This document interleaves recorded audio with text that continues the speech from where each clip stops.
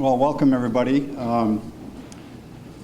We like to open these meetings and sort of get grounded and sort of remember why we're all here together. So if you could just settle in, and I'm going to read a quick piece by Thomas Berry. And it goes like this.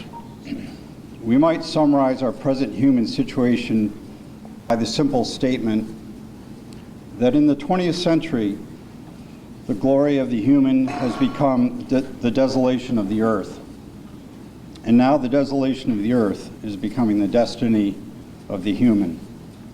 From here on, the primary judgment of all human institutions, professions, programs, activities, like those of this school, will be determined by the extent to which they inhibit, ignore, or foster a mutually enhancing human-earth relationship. So, for me, that's why we're all here, basically to foster that human-earth relationship that is mutually enhancing. So, thanks for coming.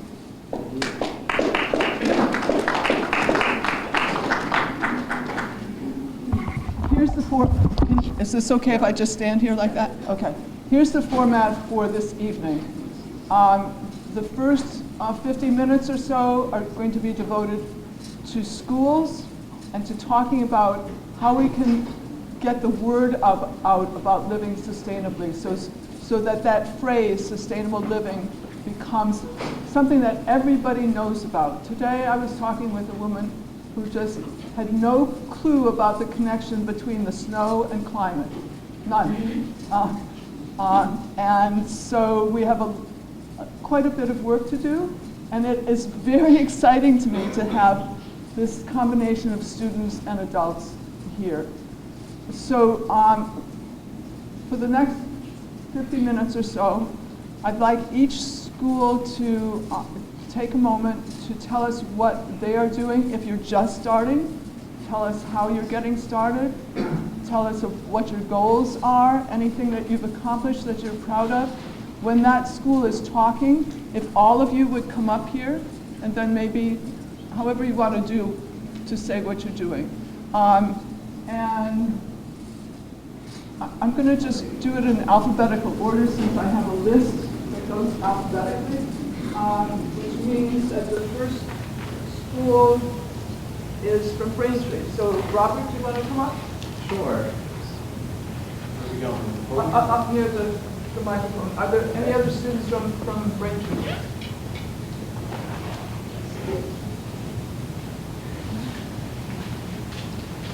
Does anybody have a camera? Mine just ran out of juice. Was that a volunteer? I've got one. Could you take just pictures of each group as they come up? Okay, thank you. Hi everybody, I'm Robert Kearns. I'm the president of the Environmental Club at Braintree High School, and this is Brooke Lociato. I'm part of Green Team at Braintree High School, similar to the Environmental Club. And at the Environmental Club this year, our plans are to create a rain garden on campus, which would help help runoff coming from the soccer fields as well as the permeable surfaces on the access road, and it would bring it into this rain garden with native plants, which would help refresh the groundwater supply rather than having it run off straight into the adjacent Sunset Lake. I don't know if you're familiar with Braintree High School, but we're right on the lake, so it can help filter out some of the pollutants that would normally just wash straight into the pond. And we also have a plan to work with Project Prove to try to institute a composting program similar to here. That's why we came. We wanted to see how to get it done, and by doing that, we can help gain compost, create that for Project Prove's new school garden. So there's a school garden they just built with funds from Home Depot. It's right in the back of the school, so they can use that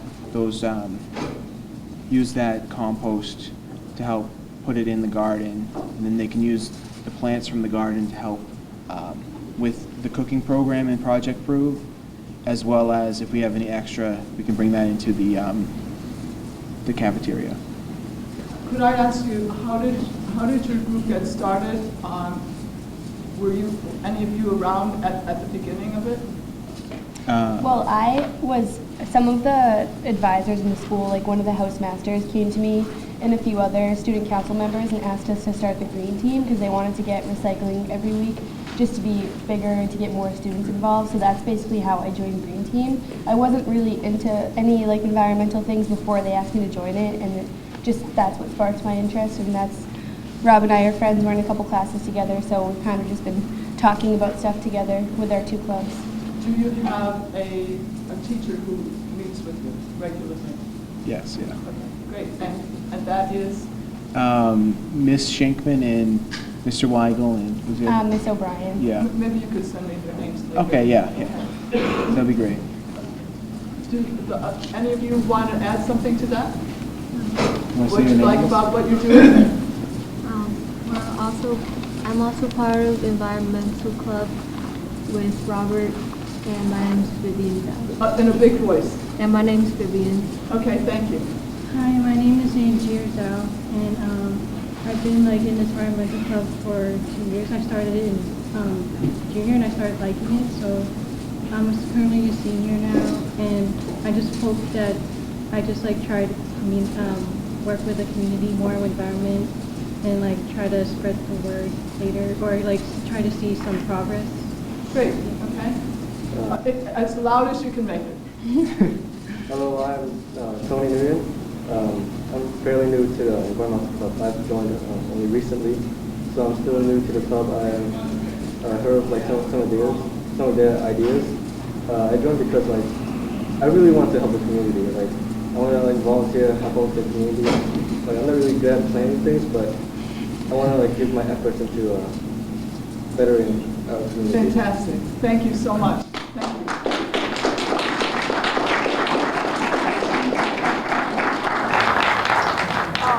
Cohasset. This might. can use that one. Okay. Does this? That's not the one. Make the voice louder. Okay. How do we make voices louder? Anything? Okay. So this we're using, excuse me, this microphone, both of these microphones connect to the television. We are recording this session to air on cable in Hingham. And so if they're not here to make your voices louder, they're just here to catch whatever you happen to say to put it on the cable. So it's up to us to use big voices, okay? So go ahead. Introduce yourselves and. Okay. All right. Hi. Is that too loud? Excuse me. My name is Jack Buckley. I'm a teacher at Cohasset High School, and this is Kathy Cerruti. Yep, and I'm the librarian media specialist there, and I teach 8th grade research. And we don't really. Yeah, well, I could be really very, very short and say we came here as two teachers at Cohasset High School who are trying to learn as much as we can from other schools, what they're doing. And in a nutshell, we are trying to join the Green Schools, start a Green School Society or a Green Team.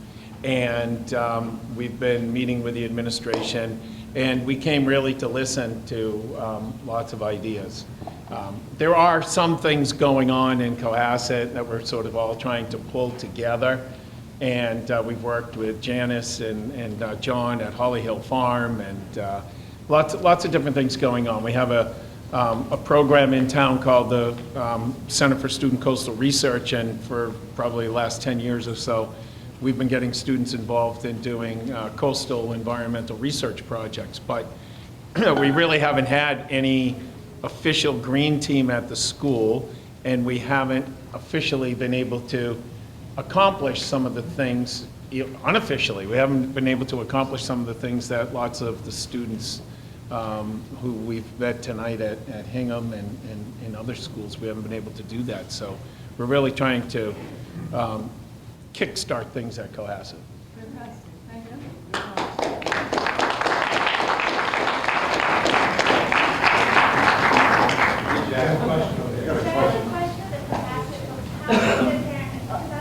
Jack, come on back up here, please. I'm a parent at Cohasset, and I have a 7th grader who's very interested in getting something going in Cohasset Middle High. How do they hear about it? Like, I'm a parent that would love to have been helping all the time, right? So how do you get out? How do you reach those parents? Well, let's see, how do we reach the students? One of the things that we're trying to do, we've been meeting for over a year now and trying to get the school to approve establishing a green team. And there's been a little bit of delay in making that happen. So as soon as that happens, then we'll be able to make the official announcements. But we're sort of ready to just start moving forward, you know, with or without approval.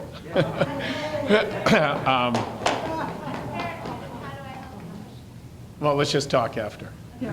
And I want to mention, we may have interesting situation in that we are, as you know, 6 through 12 school. So we have middle school and high school. And we want to make sure that whatever effort we do includes all students, 6 through 12. Yep. And I have to put a little plug, because I teach 8th grade Introduction to Research, and our big theme for the trimester, as you're in trimesters, is a sustainability project. So the kids do get involved in researching sustainability topics, and I'm hoping it's kind of a conduit to this stuff. So, did you have a question there? Oh yeah. Yeah. We have this thing in the middle school called intramural. Yeah. Can you start something like that? That's exactly what we were thinking on the middle school section, that we would start it as an intramural and hook up with the National Green Society that we're starting at the high school as well. So, great minds think alike.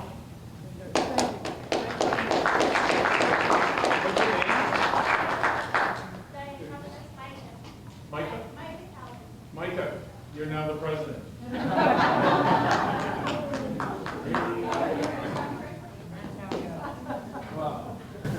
Rick, could you come up for a minute? Do you have any questions about how, we've seen what Hingham has been doing. Do you have any questions that you'd like answered about how they got there? And any unanswered questions for Hingham? Go ahead. How did you raise all the money for the greenhouse? Okay, sure. Sure, yeah, question on the greenhouse and where the money came from to build it. The genesis of the greenhouse, actually, the beginnings of it came out of an environmental science classroom a number of years ago, where one of our teachers saw a grant opportunity that was being offered by National Geographic Magazine in partnership with Sunchips. And it was a contest, some of you may have seen it, called What's Your Green Idea? And they said they were going to be giving away 20 grants in the amount of $20,000 apiece to people all over the United States who came up with an innovative green idea. And so you had to produce a short video and send it into them, and then they were going to put it up on their website and people could vote. And we were lucky enough, and I think our application was well done enough by this environmental science teacher, Dana McNamee, that we were one of the 20 winners nationwide. And we even had a picture of some of our students on a Sunchips bag about 5 years ago, and then we got a check for $20,000, and we thought, great, now we can build a greenhouse. And that was a very naive thought at the time. $20,000 will not get you a greenhouse, especially if you're building it on public land at a school. The regulations and the building codes are so stringent. We really needed about $80,000 to build it. So we were only about a quarter of the way there with that initial grant, which we had hoped was going to be our ticket to the greenhouse. It was really only the beginning. So there was a lot of fundraising after that.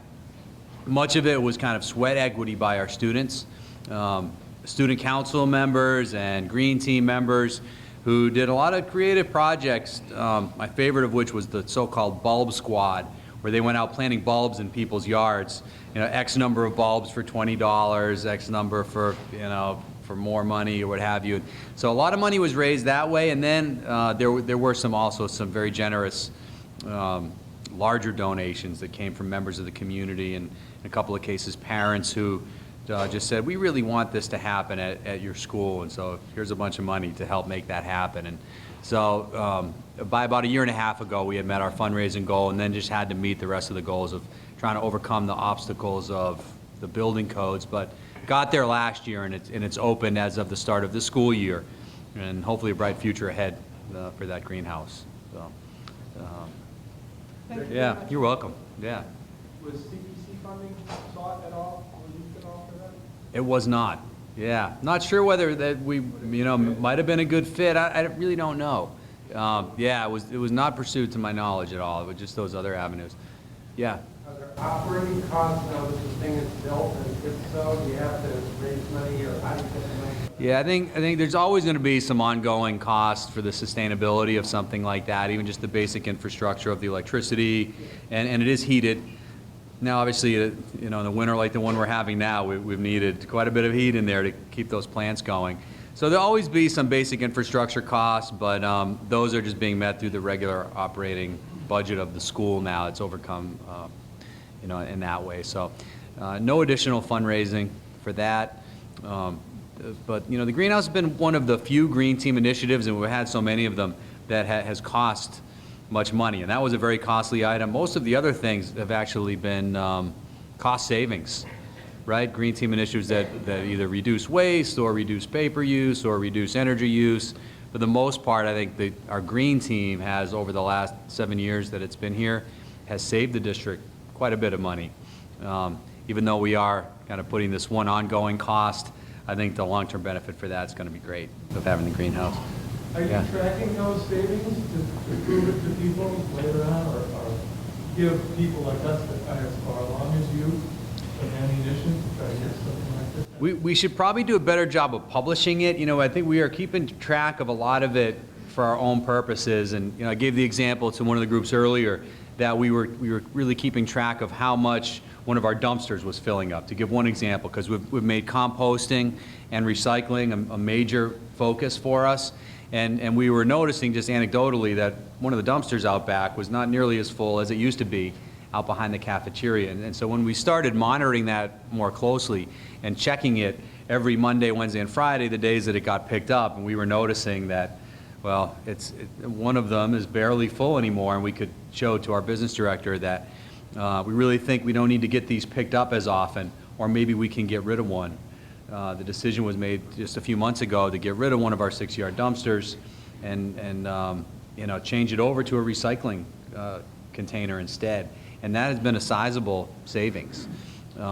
We probably should do a better job of getting that on our Green Team website and putting that out there so the community can see it, and maybe so other school groups can see it too. So thanks for the suggestion on that. That's a good suggestion. Yeah. Okay. Great. All right. Thank you.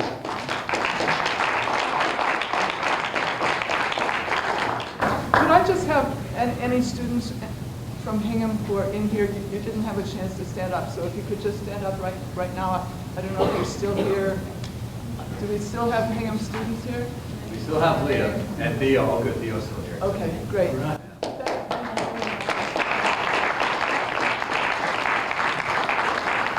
moving on to Hull.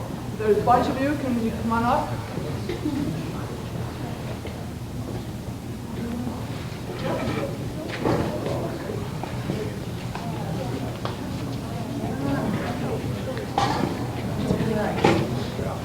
Miss Jeffrey, could you come up too? Me? Yes. I don't think they got this. Okay, then I'd like you, and you can choose who's going to speak for you. You're new, correct? Yes, okay. very new. So I want to know how you got started, what your goals are, have you accomplished anything so far, and how new? Is this like September new or Last Friday. Last Friday? Well, that's what we kicked in the year.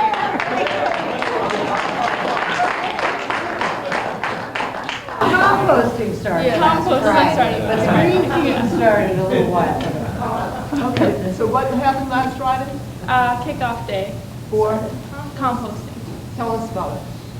Well, there's 5 bins. There's the trash bin, which has been less and less filled up. The recycling bin, which is getting higher and higher. The compost bin, the liquids, and the whole fruit. Whole fruit is so we can donate it back to a food pantry. I mean, not everybody does the right thing with their whole fruits, but like, I mean, when people don't eat it, they just take one bite and just. Yeah. So we have like a rule at our school where you have to take fruit. So people have to take like whole fruits, and then since they didn't want it to begin with, they just throw them away. And that's been like going on since they in place that rule that you had to take vegetables and fruits. So like, people who aren't eating that, we're now giving them back to the pantry, and we just started that today. I brought the fruits to the pantry, and we're going to be planning to do that every week. Great, okay. When did you start having meetings? A month ago. A month ago, so it wasn't too long ago, okay? Congratulations for getting off. Do you have any other specific goals that you'd like to share with us? Making a garden. Yeah, we're making raised bed gardens out in our courtyard. And our ultimate goal is to get rid of plastic water bottles completely. Wow.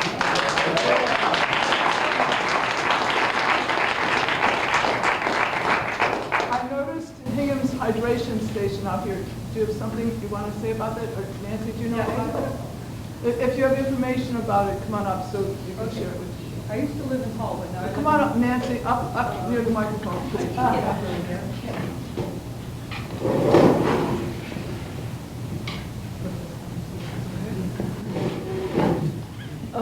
I used to live in Hull, so we. TV is over there. Oh, hi.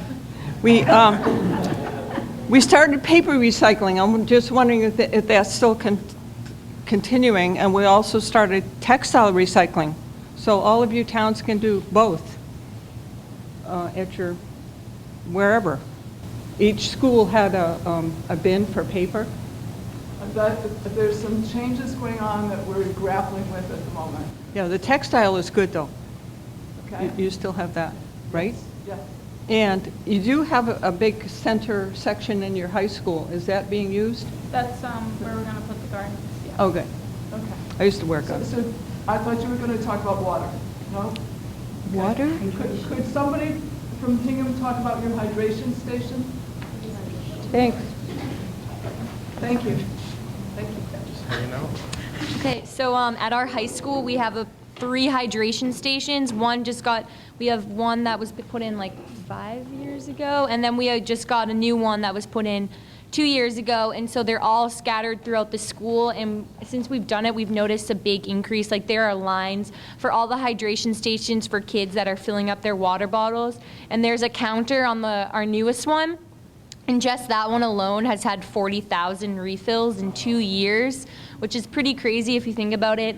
And so it's like everyone likes it because the water is colder and it's really quick. You just put it right under and it's sensor activated, so it fills it up. So it's been really nice. So kids now are using more reusable water bottles and filling up their water bottles instead of just using it once. So it's been a really great incentive for people to. Is there something different about the water itself? I don't think so. No, I just think it comes out faster than the bubbler, so like you're able to do it quickly. So like in between classes, it usually takes. It is filtered. Yeah, it's filtered water. Yeah. Okay. We have one at Hull High too. Just Okay. one. But Good. Okay. Excellent. Yeah. We have just a little bit, like 300 something. How? Just a couple of you. I want to know why you joined. We have an internship, me, Mark, Quinn, and Lexi. So last period of our day, we do all the composting, like sorting and cleaning the buckets and stuff. So that's why we got involved. And You said an internship? yep, Yeah. Okay. an internship with Miss Blair. So we have a period to gear this together. And then Green Team sprouted from that. There was a club started for that. Okay, fantastic. That I'm helped with- delighted. That's Thank to help you. with lunch to make sure people are putting things in the right place. Yeah. Since it's so brand new. Yeah, so we have someone there, like, we're trying to get someone at every lunch, every day, standing by our bins. That's what we've done. But we just started, so. Fantastic. And then also for the gardens, to kind of jumpstart that, we're working with the South Shore Collaborative, and they're going to kind of help us like maintain the gardens and build the gardens. Questions? Yes. You're composting on site? Yes. And are you composting all waste or just fruit, vegetable waste? Just raw fruits and vegetables. Yeah. So that the meat and and dairy has to still go in the trash. No, can't compost it, not for us. Yeah. No, because there's like restrictions for foods because of animals. Janice, where'd you get the awesome t-shirt? Our teacher, Miss Our teacher, Blair. yes, Miss Blair. Really? Custom ink. Yeah. Okay. Another question? Did the administration have to approve this? No. They're very, very supportive. And so I said, let's compost, and they said, okay. Yeah. We should get the lunch ladies on board. I think. Yeah. Do it, yep, and you say, or whatever the saying is, sorry later, ask for forgiveness, what is it? That's how we roll. And so far it's good, we haven't even said I had to say sorry. It's all been positive. Fantastic. Okay. Go ahead. Have you thought of putting paper or leaves into compost? We have leaves. And we're recycling the paper bags and like the milk cartons too. We have like a liquids bucket for that. The PTO is also involved in a program at the elementary school. I don't know about the middle school. And the person in charge of that was here earlier today, but she had her children with her, and so she's not here for the whole meeting. So you must have a very large compost bin. I'm wondering how you turn it over. It's not really that. It's the size of one of Hingham's. Yeah, because we only have like less than 400 kids, so it's not that much. How do you usually do it? Well, just the pitchboard. Yeah. I only need one so far. Okay, super. Thank you so much for coming.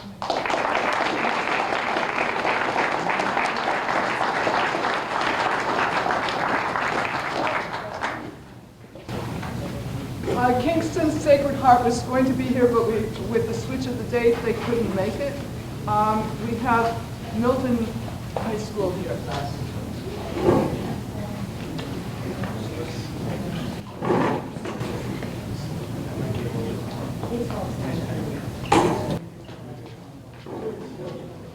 Hello, how's everybody doing? Wait a second. Are there any girls in your group? There are, yeah. This is all that we could bring tonight. Oh, okay. So I'm Scott Devlin, one of the guidance counselors at Milton High School. I've been the co-advisor of the Recycling Club for the past 2 years, or 3, I guess. But the group has been strong the last couple of years with this senior group that I've brought with you today. Stuff that we're currently doing, we're kind of meeting the basic needs of most of the building, the classrooms in particular with, the single stream recycling program in Milton. So that includes paper, plastic, primarily. So we're picking up that from the classrooms once a week. We have a lot of aspirations, but we've just found that executing our plans is difficult. It requires funding. It requires community involvement, cooperation with leadership. I think in some ways Milton's kind of a traditional town, but progressive at the same time. So things that we're hoping to accomplish are just to expand our recycling to the cafeteria and also the playing fields. We managed to do some recycling out on our football field this fall, which was great, but there's real proper outdoor recycling bins that are going to last a harsh winter and traffic and a lot of use that takes those are expensive. We hope to implement these water hydration stations, as they're called, in our school. We currently have just traditional drinking fountains with bottled water dispensers in the cafeteria, which we'd like to get rid of. But you know, you see kids still refilling their water bottles in the drinking fountains, but it's slow, it's a trickle, there's spilling, it's not efficient, it's frustrating. But again, we've priced those, and you know, we're looking at $800, $900 at least to, you know, then to renovate an existing drinking fountain or put a new one in. You know, we'd love to implement a compost program. We do have a courtyard. We do have some exterior grounds. I just don't know how realistic it is to, you know, we don't have currently internships. We don't have study halls. You know, we don't have the ability to grab students very frequently or regularly to assist in that. We're kind of programmed throughout the day, you know, 7 periods a day. So, you know, we're thinking of ways, but I would lean towards a composting facility where we can compost virtually everything and have that hauled away. So it's quick, it's easy, it's staying out of the landfill, staying out of the trash, but we need a company. I live in Cambridge, and the Cambridge schools have a company in Chelsea called Save That Stuff that picks up at local restaurants and all the Cambridge schools. And I think what somebody said here in one of the tours at Hingham was, you know, eventually to get the elementary schools on board, so when the time comes that kids come up to the high school, they've got their routines down pat, they know exactly what to do, and, you know, it's totally foreign to throw away something that should be recycled or composted. So I don't know if you want to hear from any of our members. I do. Do you have anything you'd like to Likes add to about add? how you got involved? Well, I don't know where to begin. Well, I would say that at first I was first in the recycle team freshman year, but then time constraints. And after that, I felt like I needed some direction. And also, like, I felt like I needed to give back to the community, because I know, like, debating with my parents and, like, debating with teachers, like, over grades or this on one point isn't going to help. So I decided, hey, recycle team can do a favor back to them for everything in around, because I know it's like kind of an underrated thing. So Thank you. Thank yeah. One of the initiatives that we've actually started recently was textile recycling. We have bins outside of all the public schools, and you can just drop off the textiles. It's Bay State textiles? Yes. Yep, and they reuse them, or they do whatever they do to them, and Great, okay, excellent. That helps people. Get some kickback to the PTOs for each of the schools for the, you know, percentage of the proceedings. And I think another initiative of ours is to sort of ingrain a recycling culture into our school. Because right now, we're going to present a video that we made together about recycling to the entire school, so everyone's going to see it. And I think one of the goals is to educate the students about what to recycle and what not to recycle. Because surprisingly, a lot of students don't know what to recycle. Like, I know in a lot of my classes, people just walk up to me and say, "What do I recycle?" And there's some people who think they're funny, like, "Can I recycle a banana?" And the video hopefully will get people involved into recycling, and they'll start to think that it's something cool to do instead of something that just a couple people do. Great Hopefully idea. the bins will start to fill up and the trash will start to go down. Also, I'd like to add one more thing. I was gonna say, I know with you guys starting that whole gas greenhouse over there with at first the funding problems. With us, it's kind of the same, but hopefully they hope to find that push soon. Wonderful. Yeah. Thanks for having us.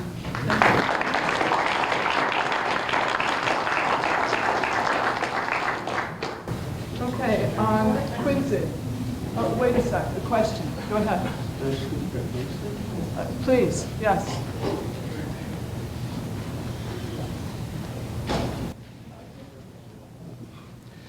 I just wanted to tell a little bit about how we got started in Kingston. The PTO was looking for somebody. You can go on Gene, as loud as you can speak. Mass DEP has a website, and you can go on there, and it's called the Green Team. And any teacher can sign up to be a member of the Green Team, and you can get a grant for equipment. We got enough recycling bins for every classroom. We got some big rolling totes for the copy centers and the offices. we started off collecting paper, now we do textiles, and we use the same vendor. Bay State Textiles, they pay $100 a ton, and like someone said, they reuse the clothing. Anything that's stained, they will remanufacture. You know the padding that goes under carpets, they make that, and they make insulation. So that we use that as a fundraiser. We also do inkjet cartridges. And back up for a second for the textiles. You'd be shocked at all the material you can recycle: belts, shoes, sneakers. And it doesn't matter if it's stained, just so long as it's not moldy or any kind of like oil or that kind of thing. It's spread out. It started off with the PTO. One of the other schools, the intermediate school, started asking for help. Our middle school is probably the most successful. They just started a commingle program.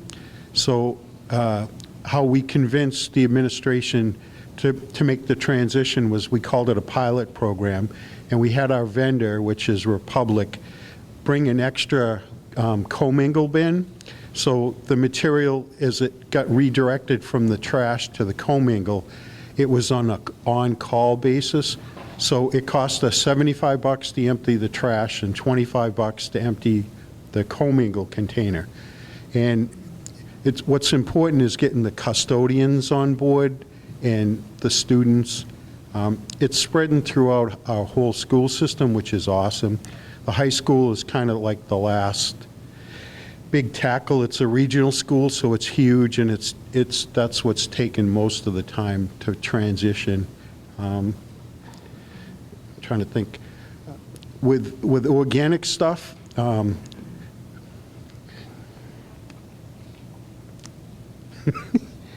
sorry. You can get composting containers from the green team for free. All that equipment, so you don't have to do fundraising. All that material is free.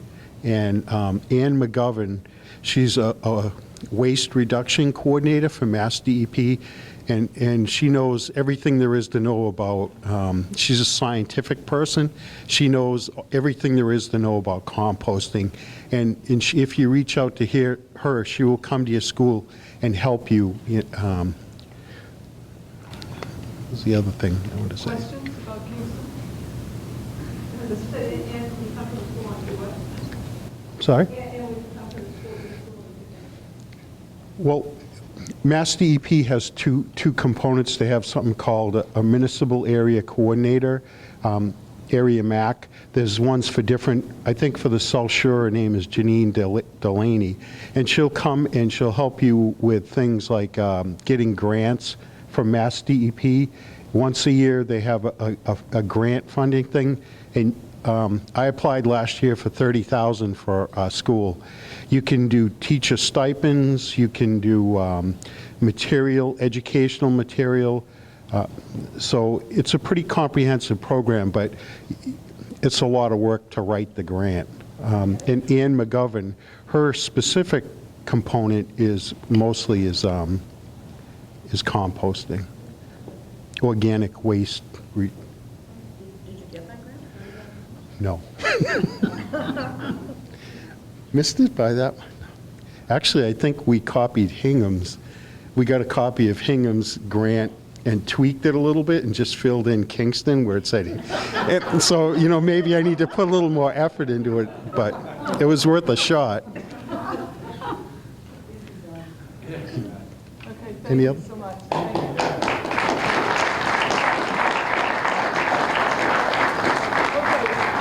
delighted that Quincy is here.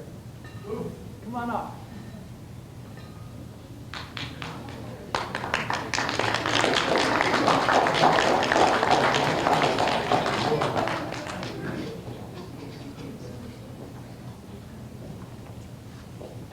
Hi, my name is Evelyn Xu. I'm the physics teacher. I'm one of the physics teachers at Quincy High School, and I'm the advisor for the team. And I will let one of our students to tell you about what kind of programs do we have. All right. Hello, everybody. My name is James Demetrius. I'm a current senior at Quincy High School. This is my first year actually being involved with the Green Team. It's been a fabulous experience. We're still growing as a team.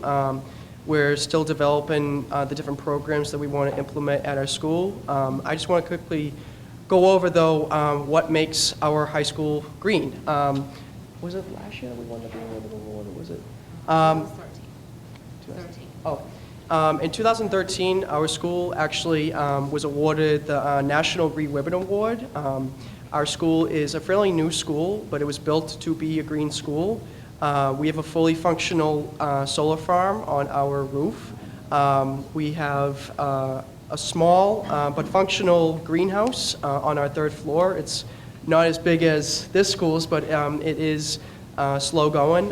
It's actually run by a horticulture program and a horticulture club at Quincy High School. They do have a small composting system. It's not as expansive as this school's, but it is implemented into the program. It's a really great program. All the composting is taken from, all the waste, I should say, comes from a culinary program that we have at Quincy High. So we try to implement the educational component into the culinary program as well, letting them know that certain things that they use every day, like food waste, like banana peels and cuttings from vegetables and stuff like that, they have buckets that are labeled for compost only. And at the end of each day, one culinary student's job is to actually take the bucket and bring it up to the horticulture group to be composted.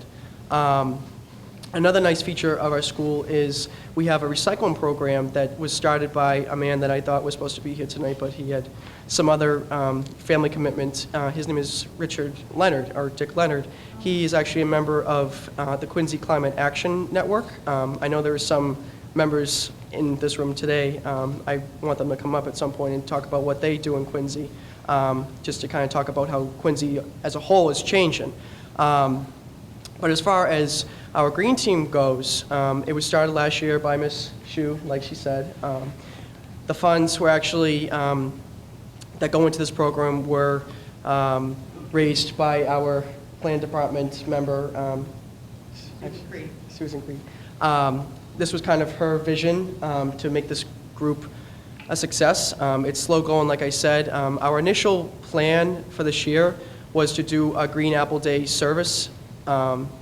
We, as a group, decided that we were going to do a beach cleanup. Due to the weather, that's been kind of an issue. So we've decided as a group that our Green Apple Day service is going to be in June, and we're going to be helping by cleaning up our Wollaston Beach. That's going to be hopefully successful if the weather is on our side at this point. I don't think it will with all the snow, but we'll see. So that's kind of what we've been doing as a group. I don't know if, Stephanie, do you want to talk? Currently, we're also creating. Right now, we're creating a presentation to educate our fellow peers about what to recycle and what to compost. And I also joined this club because I was part of a similar club in elementary school and high school. And I thought it was a great idea to try to expand our greenhouse system and educate our peers about recycling.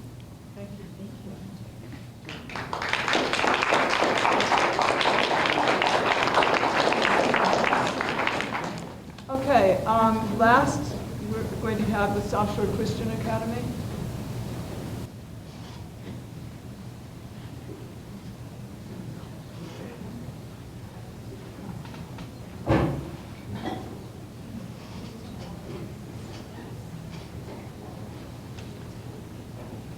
So my name is Jill Stiles. We're South Shore Christian Academy. We're located in Weymouth. We're a private Christian school, so we're really servicing lots of communities from Wareham to Bridgewater to North. We have a few students from Boston, so we service a lot of communities. But I'm the biology teacher, chemistry, biology, environmental science. And so it's kind of my passion. And Mrs. Judgeets is our art teacher, lower school art teacher, but she also runs the cafeteria, and I know it's near and dear to her heart as well.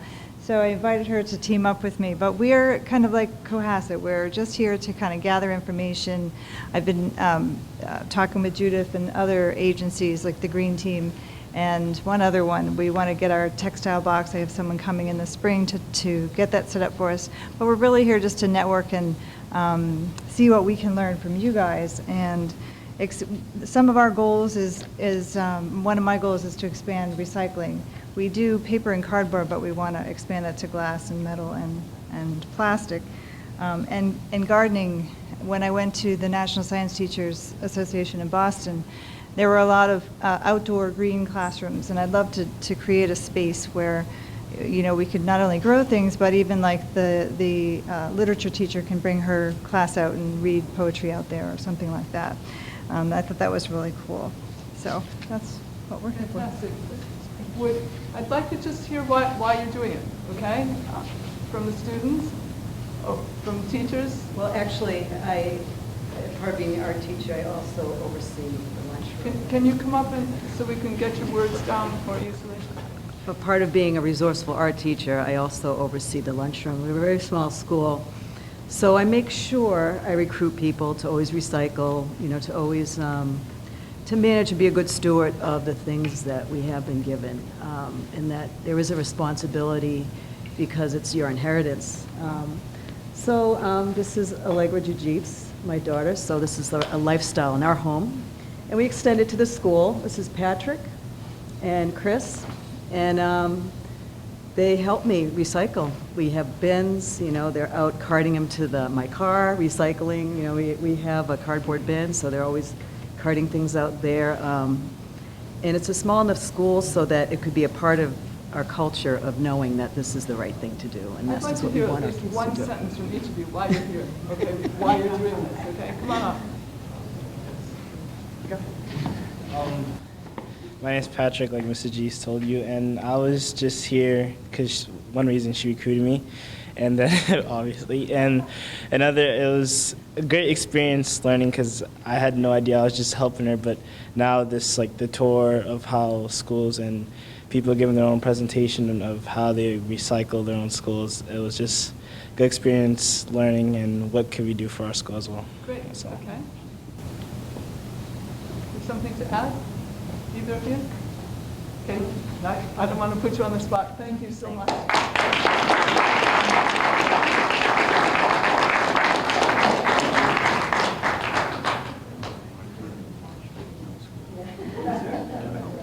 Yes, absolutely.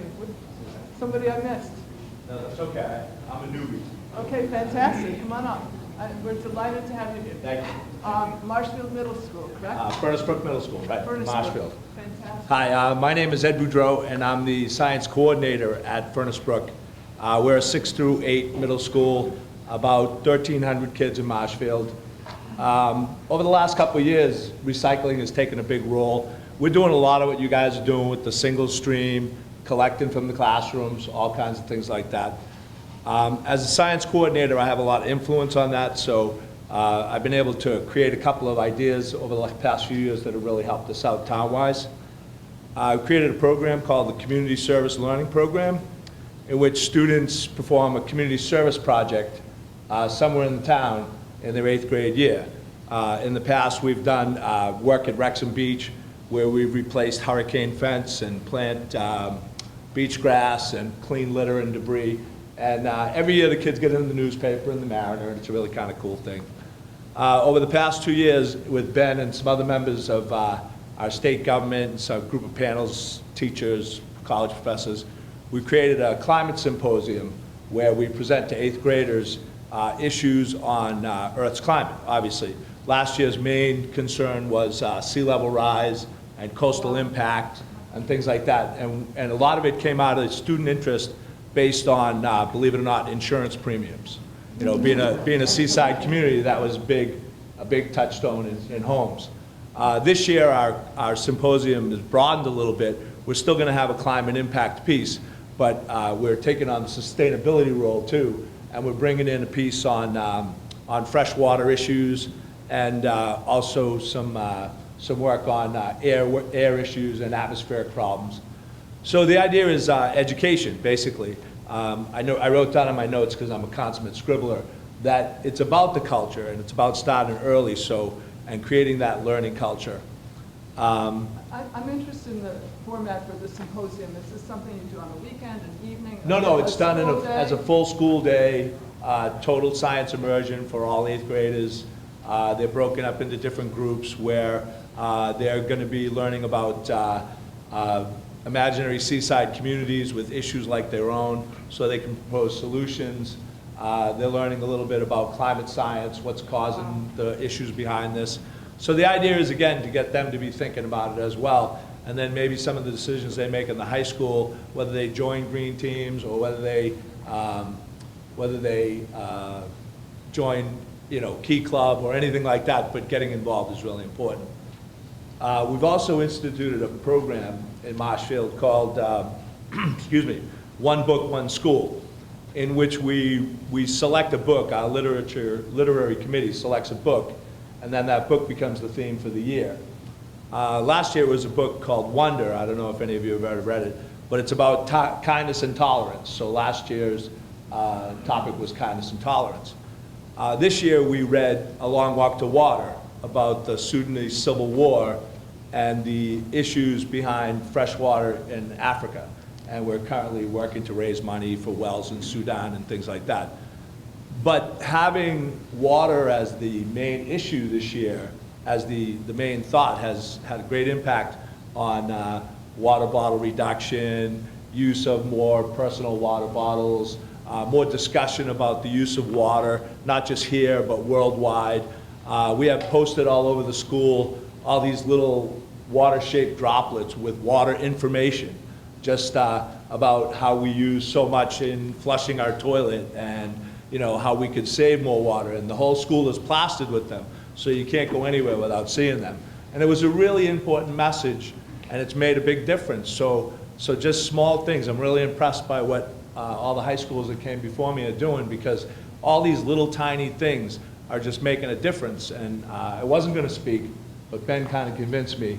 But Marshfield's trying to do its part too, so everything you guys do is working, so congratulations. I'd like us to have some thoughts, share some thoughts on the impact that what we're doing, whether as a community group or as a school group, can have on residents as a whole.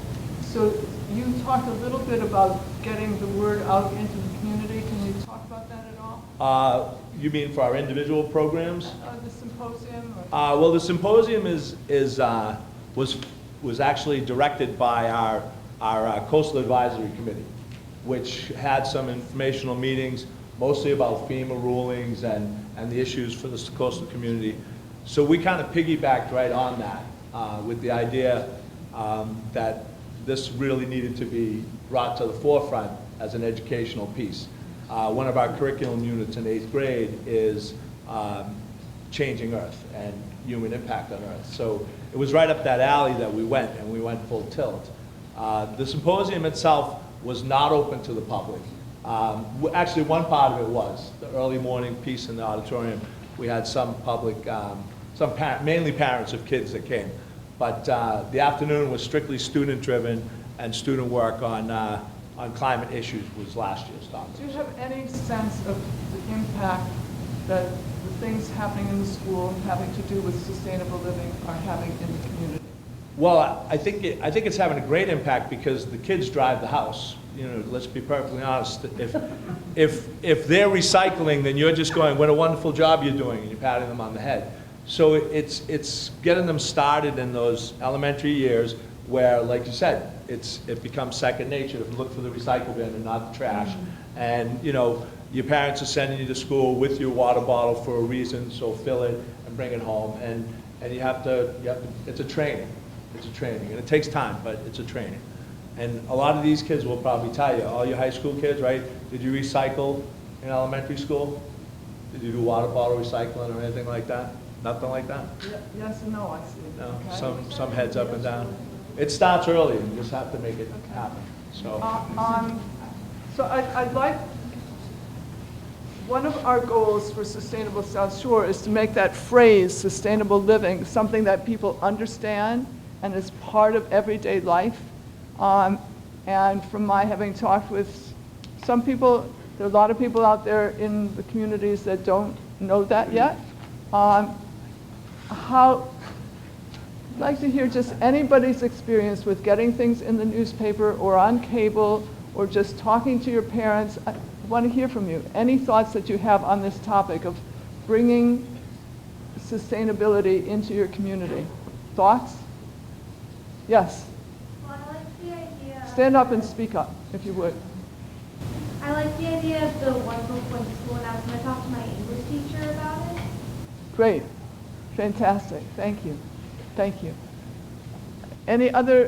Have any schools made a point of taking photographs or writing something about what you do in school and putting it in the newspaper? Anybody? Yes.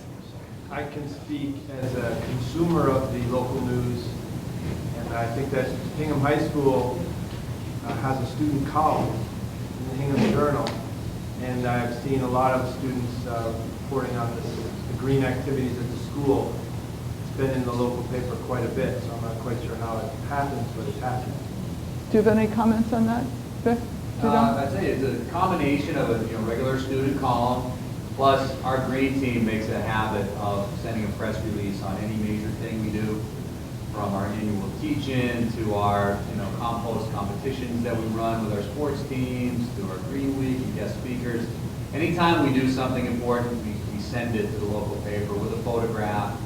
We write the captions for the photographs, and our local paper has been really supportive of that. And we've had some really talented student journalists. Two of them are in the room. Theo and Leah both authored great columns. Where are you? In the Journal in the last year. Can you tell us a little? Come on up here. Where's your partner? Yeah. Theo's last column was on the front page of the Hingham Journal. Leah's got another great one too last year. Yeah, I wasn't really too involved with the green team until this year, but in my house we have a compost bin, and my parents have always kind of instilled in me to recycle. And so this year I decided to try it out.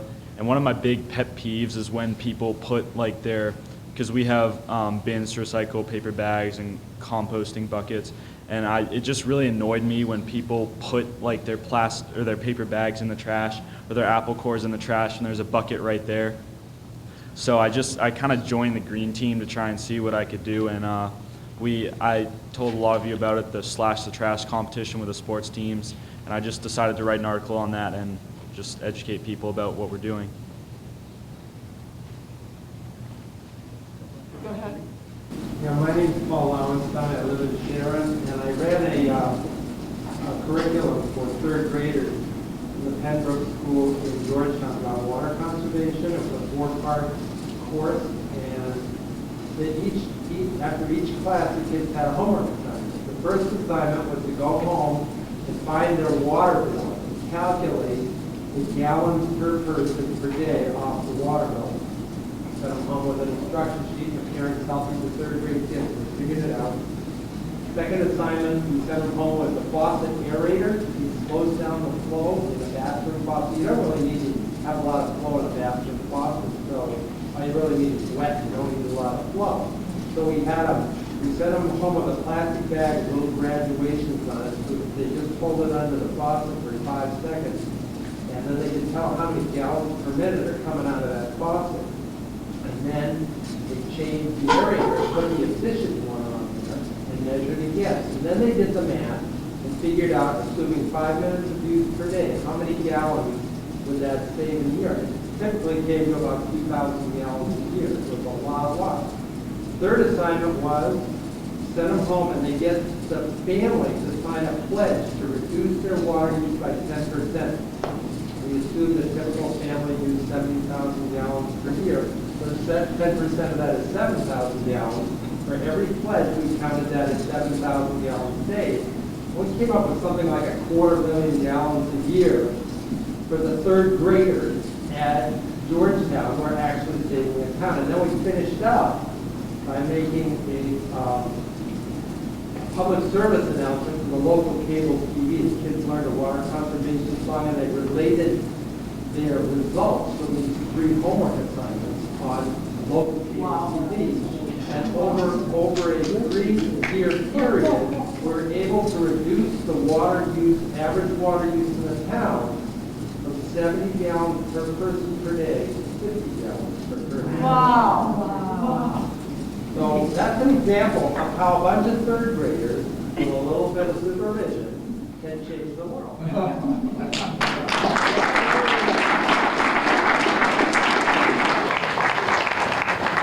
I would like to put a challenge out there. You know, I was wondering how we could follow up from this evening.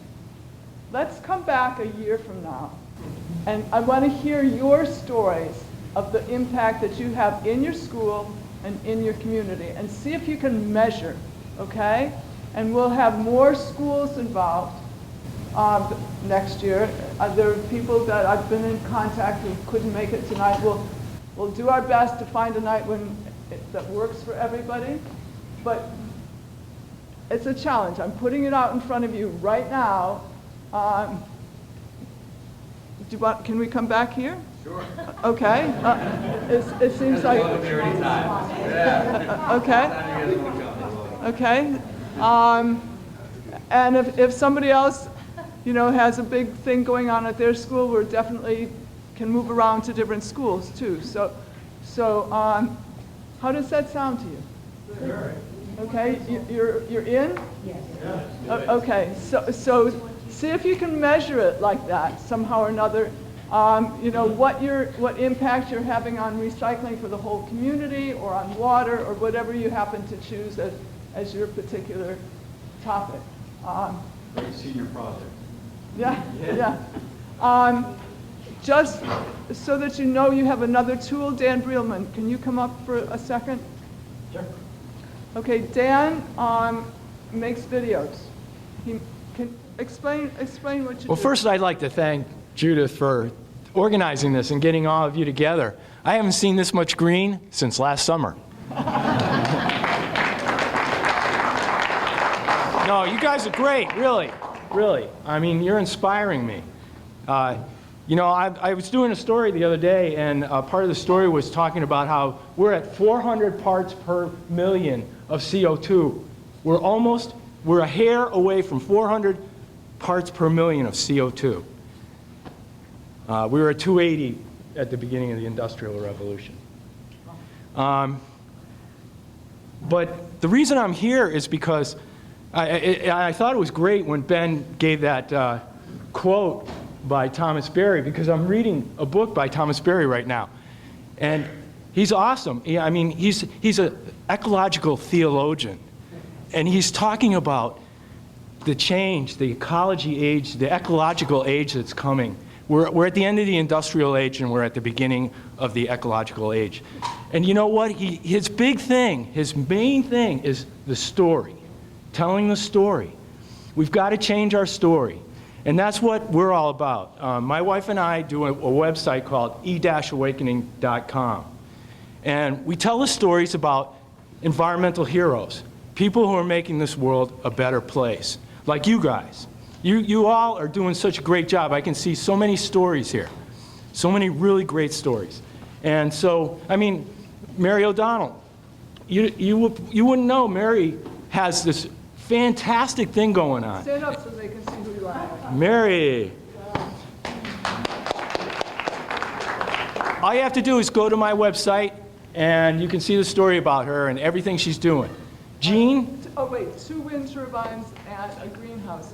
Yeah, but you can see them in the video. Okay. And it's Mary said I hit all the points, so you'll know her a little bit about her story, because she's an awesome person who's doing really great things for this world.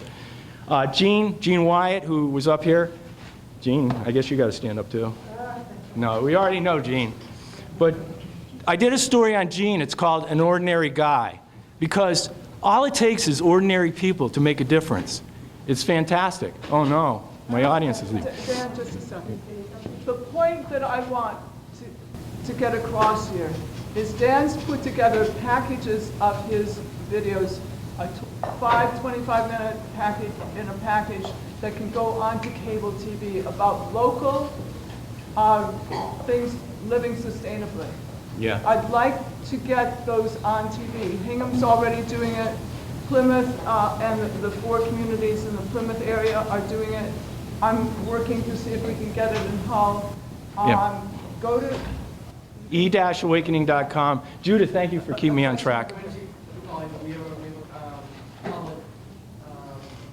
You can get my show, Environmental Awakening, on.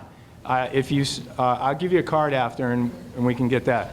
I've actually already scored that. I've already talked to the creative team for Q10, so they've already get it. They're going to get it on? That's Yeah. part of the reason why I'm here. I thought that was something new with tax map from last year.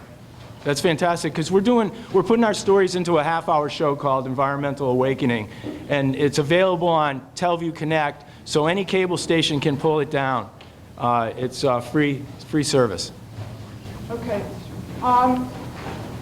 In the next little bit of our meeting, first Ben has something to wrap up this part, and then I'd like to talk about a strategy for the South Shore having a huge impact on climate. Thank you. Two quick things. We have these water bottles that we're giving away. A lot of you have them already. Here's some over here. So talking about water, these are, good reusable stainless steel water bottles, so help yourself. Number two, for those of you looking for projects, a lot of us are coastal communities. Wait a second. These belong to me, okay? I want them back. Sorry. So, since a lot of us are coastal communities, one thing you could think about doing is a coastal beach cleanup. And what I want you to know about that is that there are dumpsters in various towns like Scituate. There's one in Scituate that accepts fishing gear waste only.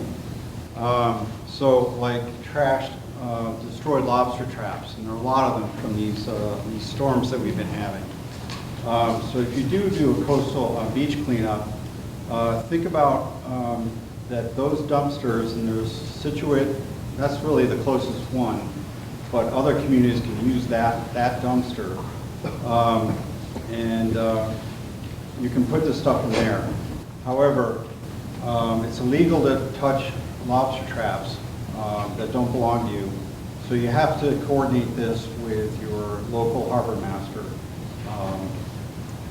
But anyway, talk about recycling. There are these this dumpster in Scituate that accepts commercial trash, commercial fishing gear. Is that a commercial fishing dock? What? Where is it located? At the landfill. Scituate. Yes. I've got to get some children involved. Okay. Okay, before you go, can I talk to them for 5 minutes? Sure. Okay. I want you to understand how important the soil is, okay? Because we've been talking about gardens at different schools. So before any students leave, this is an important thing for you to know.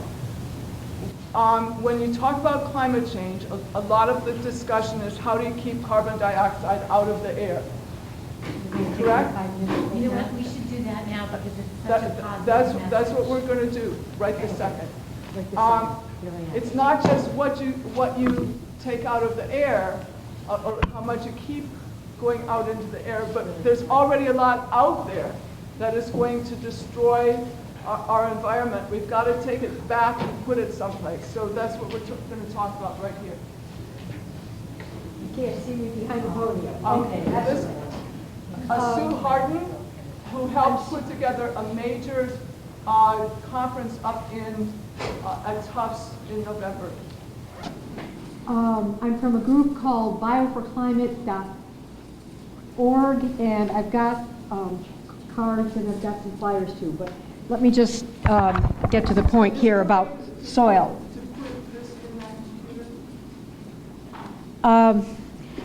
You know what? We went through the greenhouse and it was great. What happens in a greenhouse that we don't always think about, because you think about, okay, there are plants and they're growing. Work is being done in a greenhouse, and that work is being done by photosynthesis, which is another thing that we kind of all take for granted because we learned about it in 4th grade and we had to memorize all about it in high school and so forth.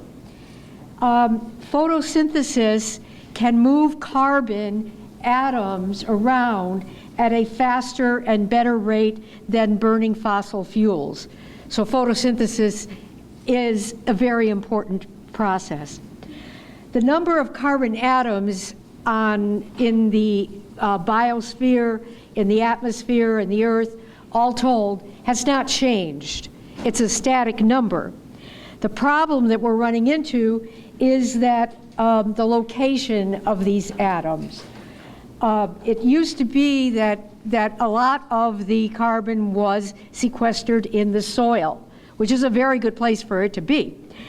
The soil has lost 50 to 70% of its carbon in just the past 150 years. But there's plenty of space down there in the soil. There's plenty of room for there to be more carbon sequestered. Instead, what we have going on is what we were talking about of 400 parts per million, and that's why we have Turner Bledsoe over here and people from 350.org. We were talking about 350 as being the maximum just, 3 years ago? And now we're at 400.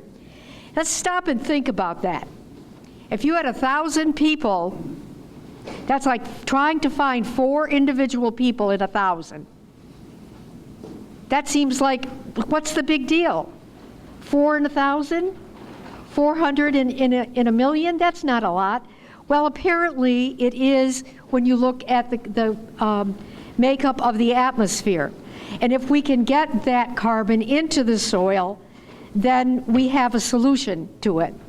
So it's got to be a two-way street. We want to stop putting it in, so that's where the emissions control comes in, but we want to start getting it out, because that's a permanent thing. We have a global emergency, we know that, but we can look to the soil to find a way that we might really survive this catastrophe. We can't ignore the biological processes that go on that can get the carbon into the soil and keep the carbon in the soil. I don't want to take a whole lot of time. Our soil right now is becoming like a hot plate. I don't have to tell you around here with the what's happening with the coastlines, that we have crumbling sea cliffs. Our soil is just being eroded. But there is a lot of opportunities to sequester that carbon into the soil. Sometimes it's a very local thing. There are towns, especially on the North Shore, where they have depavement parties. And they go to people's backyards and they smash up all the pavement, because a lot of these places have been, their backyards are literally covered with asphalt or concrete. It can be done on a global level. And that's where the wastelands are being returned to become grasslands on a huge scale, unbelievably huge scale. So these are the things that can be happening. There's one, I don't have, my slide's not up there. There's one really funky chemical that has only been recently studied, and it's called glomalin. It is a hiding place for 1/3 of the world's stored soil carbon. It's got enough room for that. This is like a little super glue that's stuck on the fungi that are on the roots of the plants, and will hold that carbon. So this is like a huge opening up of a new way of looking at this.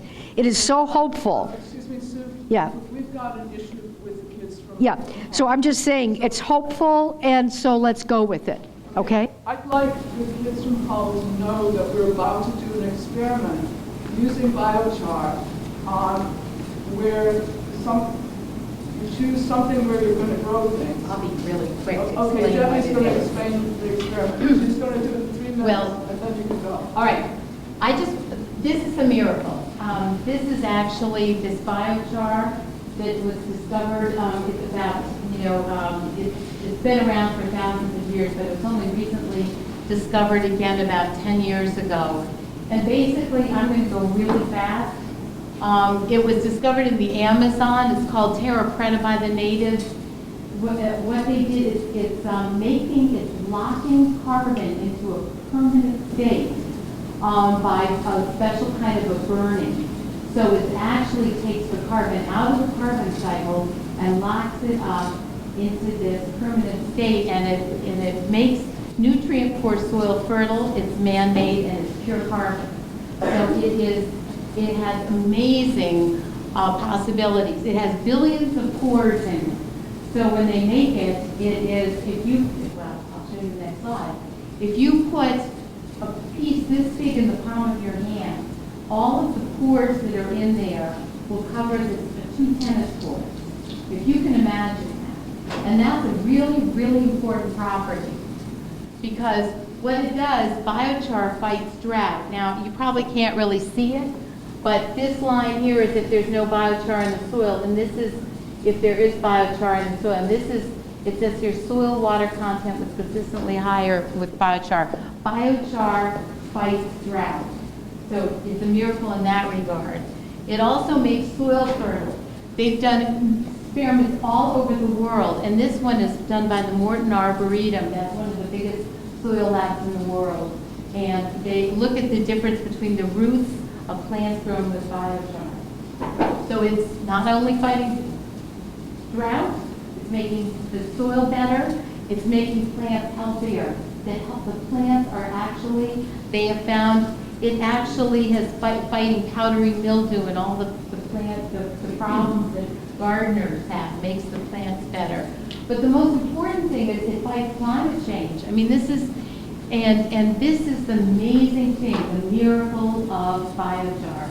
And what it does is it takes the carbon out of the atmosphere, it locks it in the soil for thousands of years. And that's why for kids, it's really important. There are things when you hear bad news all the time, you know that this is something that we can start on a smaller scale. And so basically how this works is when you burn it, okay, so this is the burning, the slow burning that I was talking about.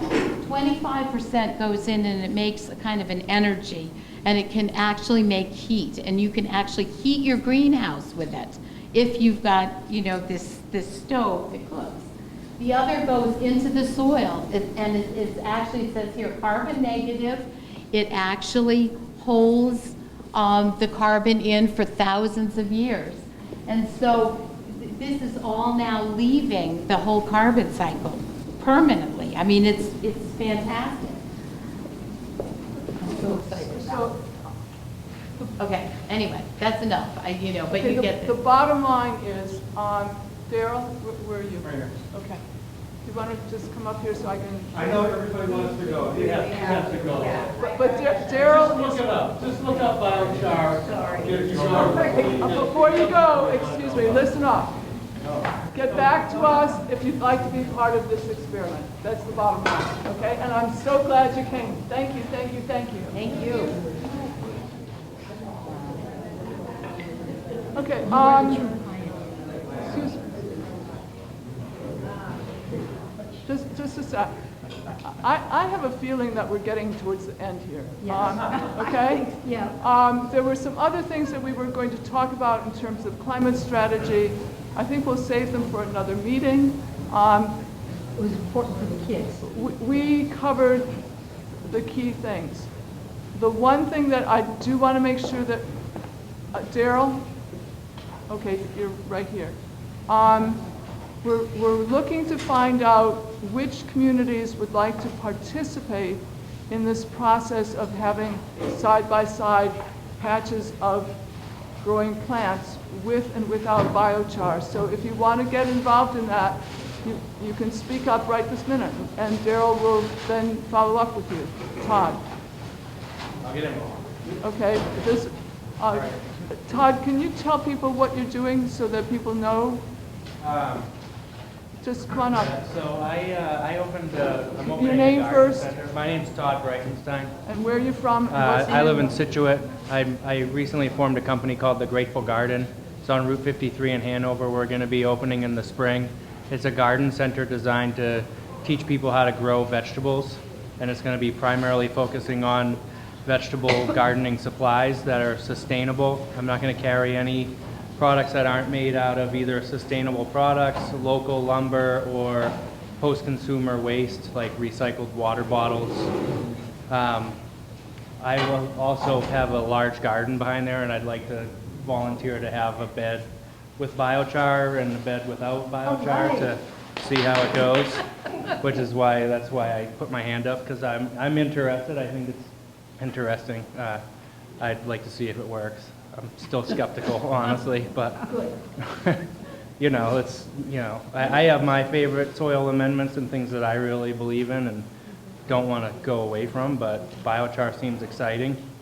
I'm really excited to see how the chemical industry responds to biochar. That's my real kind of excitement about it, because I just see that they're going to want to torpedo it if it works as advertised. It's under the radar screen. Yeah, it won't be for long, though. I mean, it's going to get out there. If you Google it, there are websites already up there that are trying to poo-poo it.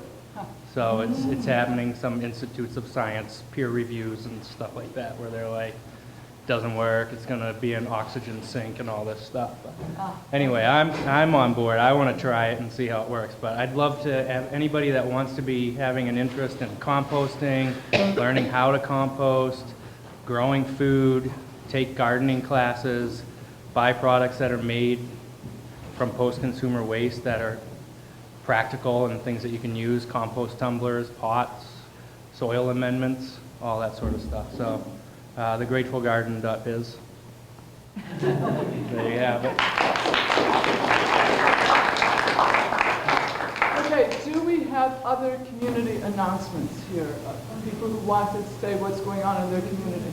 Come on up front. Sure. My name is Ross. I'm a member of the Quincy Climate Action Network. Ross Edwards. I'm one of the 4 governing boards of the Quincy Climate Action Network. No affiliation with Mass Climate Action Network. We just chose that name because we thought that it was relevant to telling what we're doing.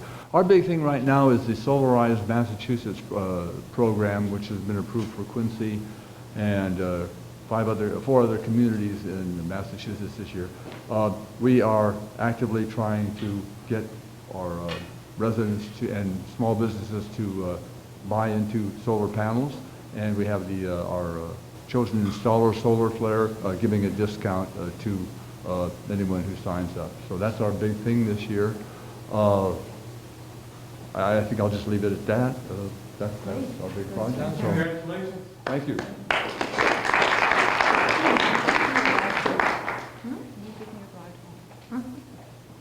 Go ahead. Hi, I'll just make a little announcement here. I'm Steve Wenner from Cohasset, member of the Alternative Energy Committee on the town. I just want to say that we're going to be getting solar panels installed at the town recycling center. So it's been a long slog trying to do this, but I think the contracts are signed now, and we're looking forward to having them next year. Fantastic.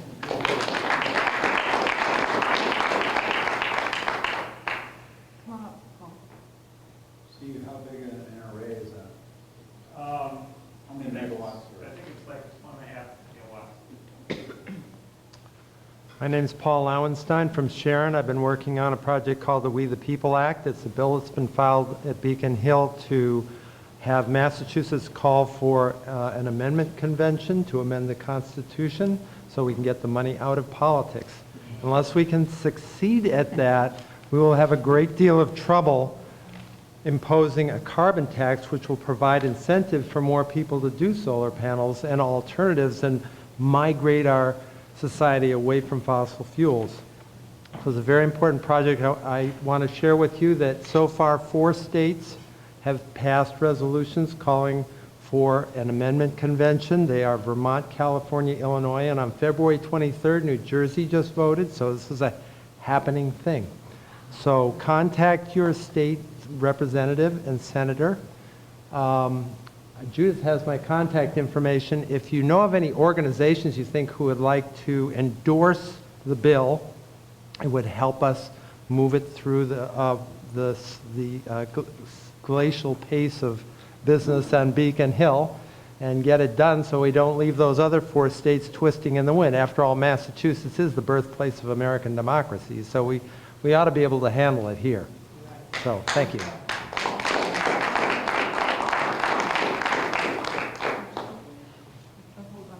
Mary, come on up.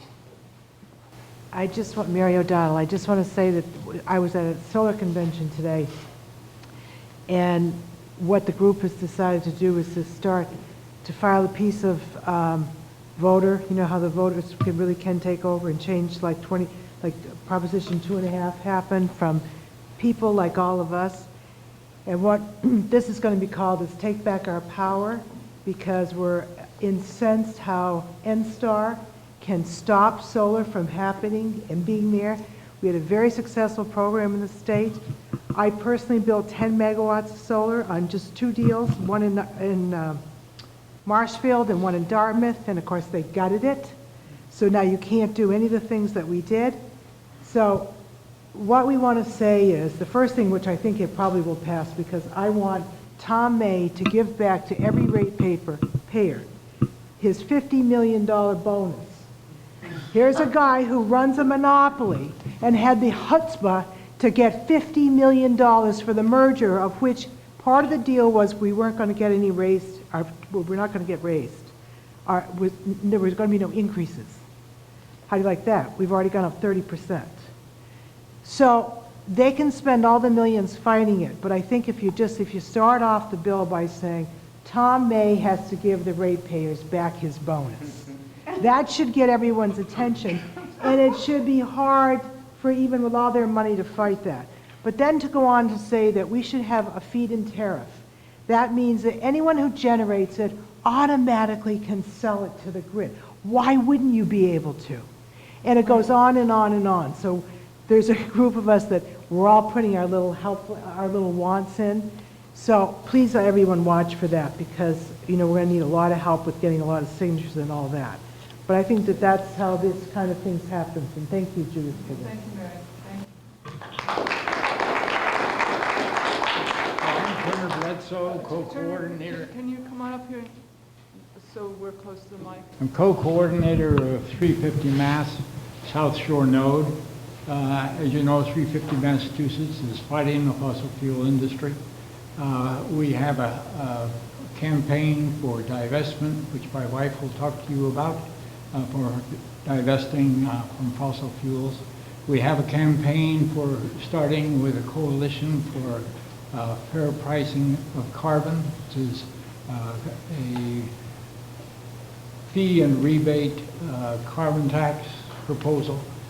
We are fighting the Kinder Morgan pipeline and the expansion of the Algonquin pipelines.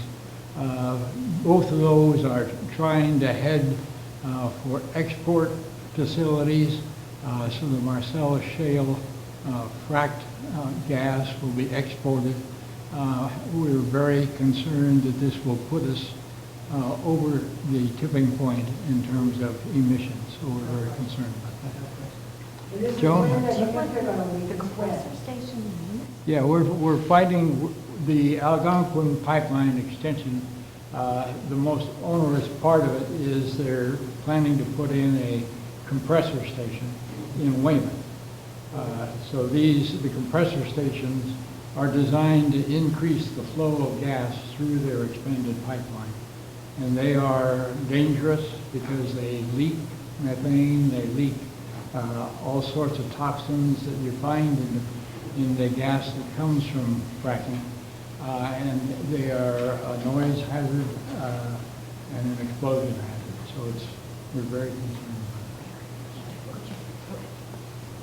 Where in Weymouth?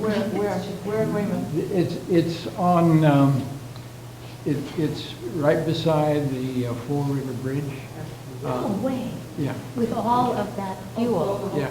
With all the fuel that's already there. What if it explodes? Yeah. My boat is there. As you go south on 3A, Yeah, as you go yeah, south, yeah. as you're going up the approach to the bridge, if you look over on the right, there's a small little brick building out on the point. Yeah. That's where it's going to be. Okay. People in North Weymouth are going to be exposed. Anyone who's within 2 to 3 miles of one of these compressor stations is subject to toxic emissions, increased incidence of allergic reactions and toxic reactions. But our biggest concern is that these are getting approved. The Algonquin pipeline has been working, the expansion of it has been in process since about 2010. And yesterday, FERC, the government commission that does this, approved all of the pipeline expansion except the one we're in. So our part of it, which starts in Rhode Island, from Rhode Island north, is called the Atlantic the Atlantic Bridge. And that what they're talking about is the bridge across the Atlantic to European export. And we're trying to stop it. Good. The Atlantic Bridge? Excuse me, what can we do? Well, we're, pardon? Join his organization. But what actions can people take? The action that you can do immediately is to write to the governor or call the governor. So he has just announced that he is asking for advice, and they're looking for consultant advice to how to deal with the pipeline question versus is there a shortage? Do we need the pipelines? Can we bring renewables to prominence? And so... They had a study done, you know. Oh, yeah, I know that study. And DOER, and it was a foregone conclusion that they were going to approve it. It was how to do it best. So there was a group, of course, who went and testified and said, the whole premise of the study is wrong. Right, but they've done it twice. And they know it. They've done it twice. So if you can write to the governor in the next few weeks, it'll have an impact. And also to your reps. Your reps are really important when you send this because the more public outcry, they respond to it. Because remember, all they want to do is keep their jobs. And if they think everybody's interested in it, then they get on board about it. If you'd like tips and a place to call for the governor, this would give you some script. Yep. As far as pipelines are concerned, I just want to relate a very short anecdote about a real experience. In the late 1980s, the MWRA was supplying their customers with 330 million gallons a day of water. The sustainable yield of the Quabbin and Wachusett reservoirs was only 300 million gallons per day of water. So they were about 10% over, and they were running the reservoir down. Their proposal was to spend $500 million to run a pipeline to the west, to the Connecticut River Valley, and pump water east to the Quabbin and thence to Boston. Very comparable to our situation with gas, where they say we're running short of gas, so we need to run a pipeline from the Marcellus Shale to Massachusetts. What happened was the people in western Massachusetts said, no, you can't have our water. They made a big fuss about it, and the politicians got involved and basically killed the pipeline. So MWRA was saying, what the hell are we going to do? We can't run the reservoir down. This is water. We're talking about Boston. They got to have water. They started fixing leaks, and they started conserving water. Today, okay, 25 years later, they're using, instead of 330 million gallons a day, they're using 200 million gallons a day, 40% less water, no more need for a pipeline, save the $500 million bucks, and remember that story because it relates directly to Kinder Morgan and all these gas pipelines. Because the leakage from our infrastructure is 20%. We can fix the leaks. Nathan Phillips showed all the leaks. Our gas pipes are leaking like a sieve. Fix the leaks first. Don't talk to us about a pipeline. The other thing that they're not telling you is that they're saying that the reason for the real need for this is because for 2 weeks a year, 4 hours a day, we have a shortage. And that's what spikes it. So my question to them, to go for old study and new studies, what does that represent in megawatts? Please tell me. Are you talking 10 megawatts, 5 megawatts, 100 megawatts? What is it? Because you're about to spend over $7 billion. And guess what? Whatever it is, I can do that in renewable energy, whether it's wind, solar, whatever, and store it for when you need it and give back to people $3 or $4 or $5 billion. No one will answer that. So it really isn't because we need it. What it's really all about is Europe, Asia needs it, and they're willing to pay a serious premium for it. So we're going to include ourselves. Right. And, no. I think it's not going to get built because there's people like you guys that are going to be out there fighting it, and that's all it takes because politicians are scaredy cats. And if anyone's yipping at them, they're going to run. So everybody says, oh, NSTAR owns them all. Oh, really? Well, get in their faces and watch what they do and call them and say, we understand you're on NSTAR's payroll, and watch them flip their votes. It's over and over and over. It's the exact same thing. The big mouth wins every time. There's another thing we need your help on, and Ben wants to talk about it. Yeah, so at the same time that the government is, or our state government is promoting, these pipelines and natural gas, they're also turning their back on Cape Wind.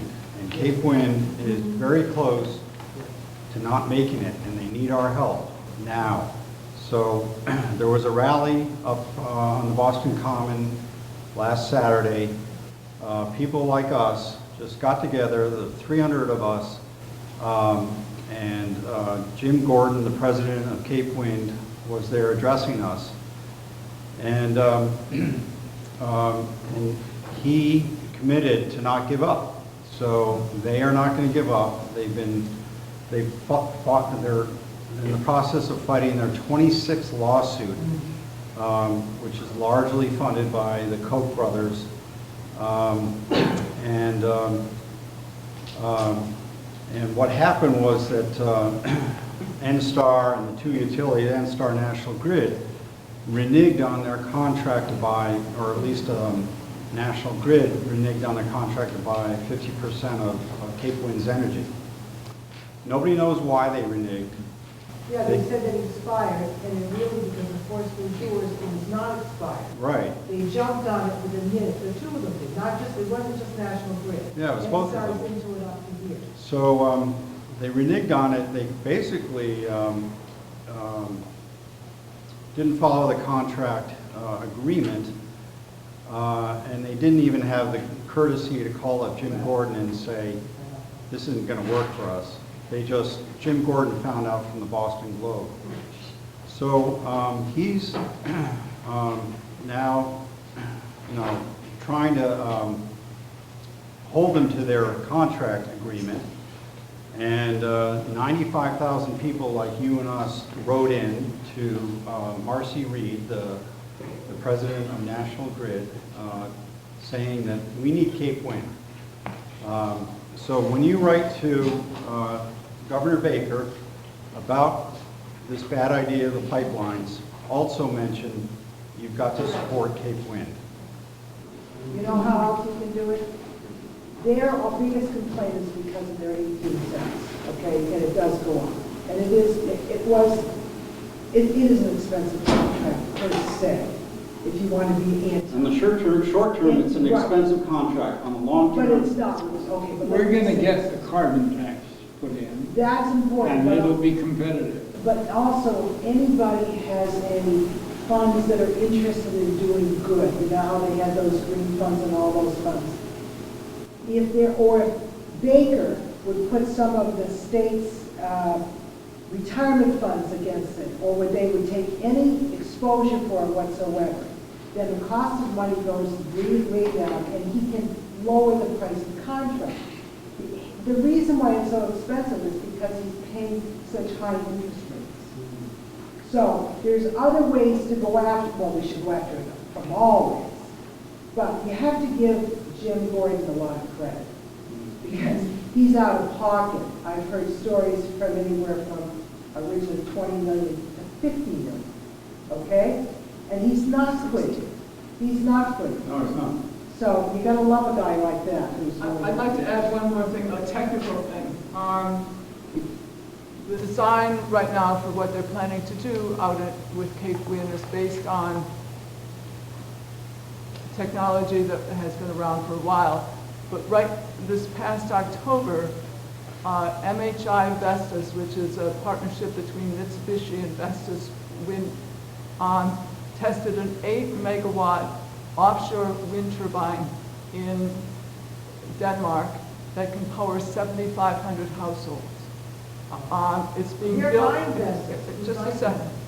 It's being built specifically to be easy to maintain because offshore.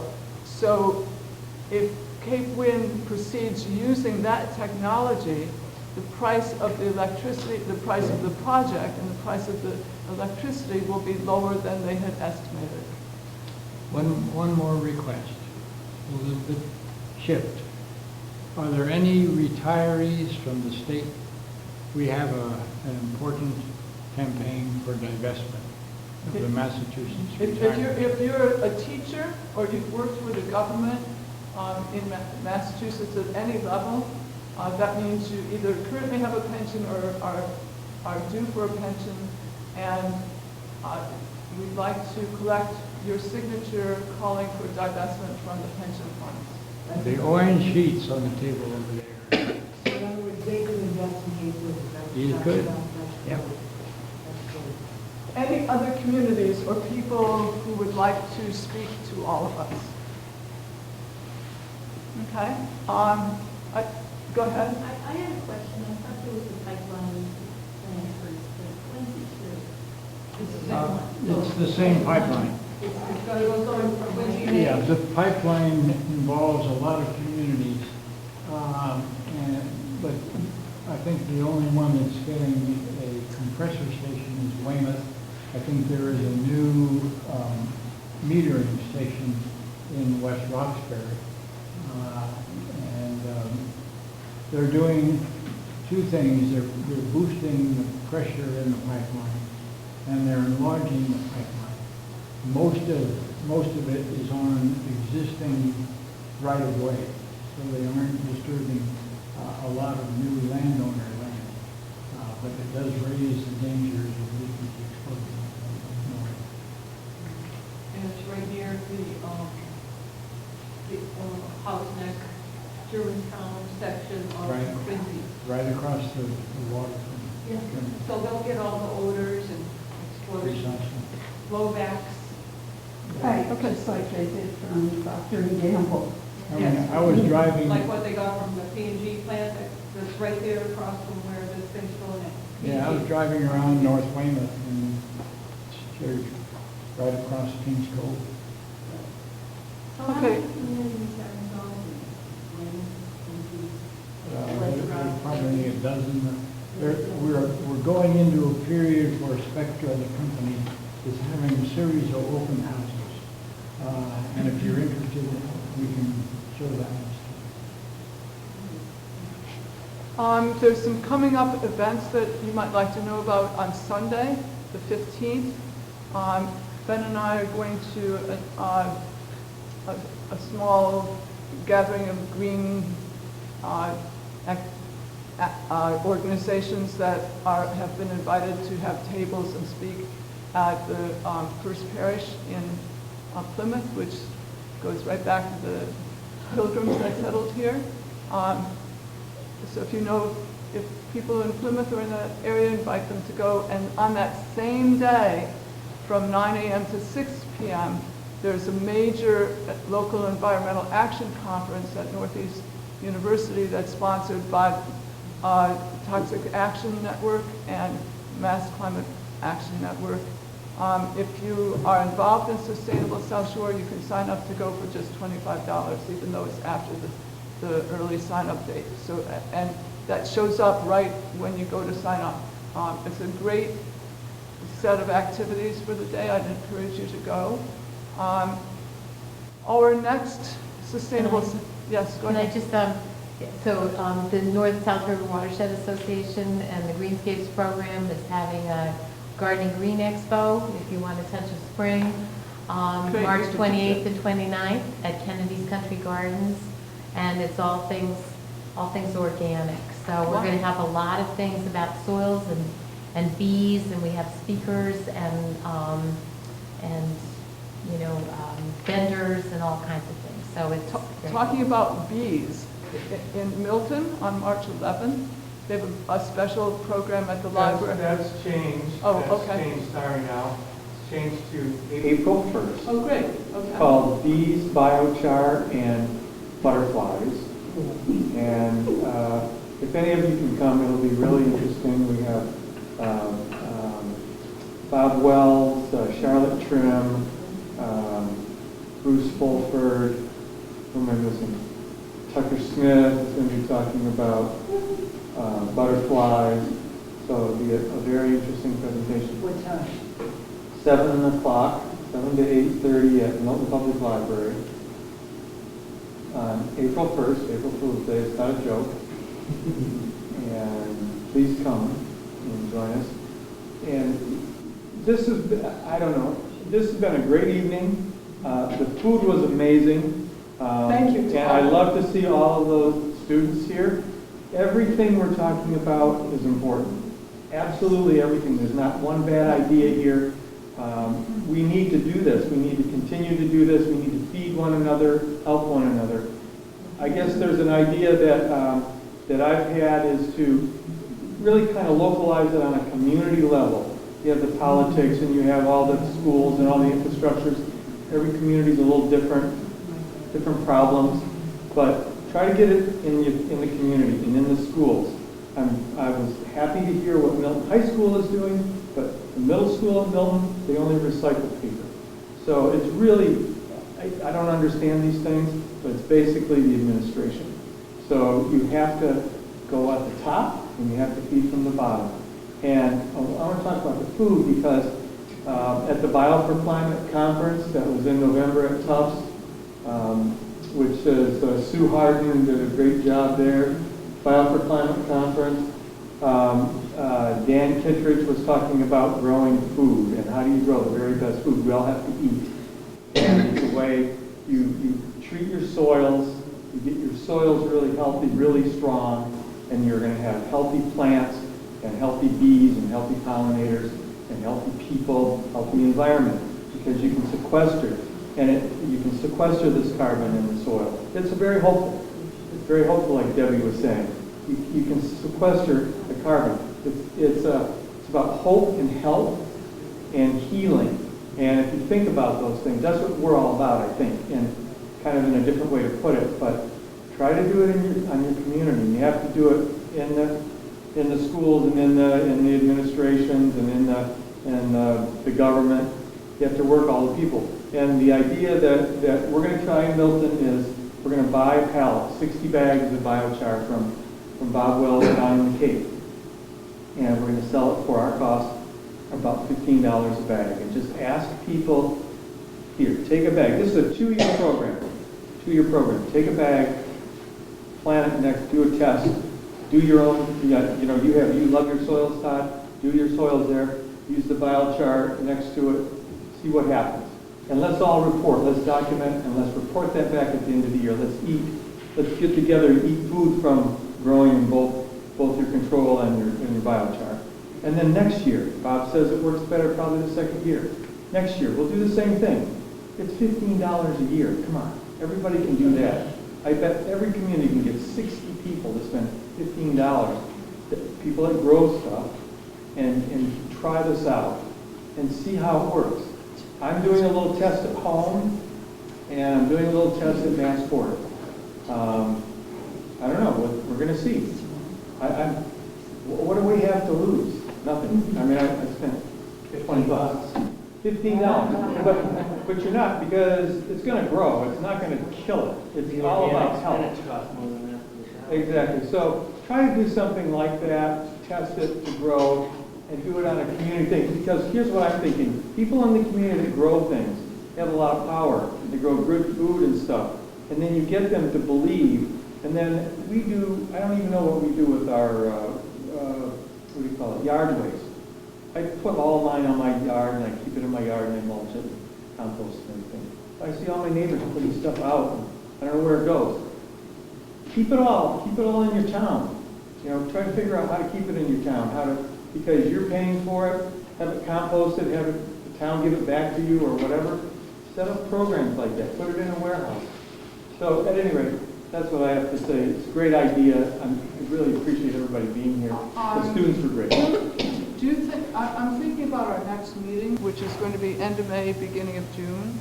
Do you think that we can line up all the people who would like to do this biochar and get together? And would that be a worthwhile endeavor for us? I want to do it, but I want it before the May or June. Yes, I think we're going to try and, as soon as possible, I want to get a pallet, as soon as possible. I'm working with Bruce Fulford, and he wants 4 pallets or something like that for city soil. So I want to do it as soon as possible. I'm not sure of the transportation, we have to work all of that out, but, and then our April 1st thing, I'd like to at least take an order, if we don't have it, or sell it there. I'd like to have it and just sell it there for $15. I think that'd be great. How many is a pallet?